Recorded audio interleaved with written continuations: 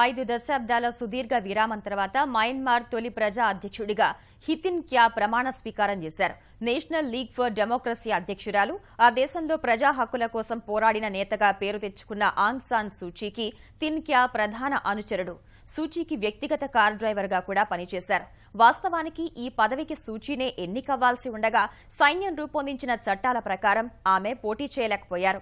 అందుకే తమ పార్టీ తరపున తనకు నమ్మకస్తుడైన హితిన్ క్యా నిలబెట్టిన ఆయన్ను అధ్యక్షుడిని చేశారు. ప్రజాప్రతినిధుల ద్వారా మయన్మార్కు అధ్యక్షుడు ఎన్నిక కావడం 54 ఏళ్ల తర్వాత ఇదే తొలిసారి. ఇన్నాళ్లు మయన్మార్కు సైనికాధికారులే అధ్యక్షులుగా కొనసాగారు. ఇటీవల జరిగిన సాధారణ ఎన్నికల్లో సూచీ పార్టీ ఘన విజయం సాధించిన నేపథ్యంలో సైన్యం తరపున అధ్యక్ష బరిలో నిలిచిన వ్యక్తి చిత్తుగా ఓడిపోయారు. మయన్మార్లో పూర్తి స్థాయిలో ప్రజాస్వామ్యయుత పాలనను అందిస్తానని, చట్టాల గౌరవాన్ని కాపాడేలా నడుచుకుంటానని ప్రమాణ స్వీకారం అనంతరం హితిన్ క్యా వ్యాఖ్యానించారు.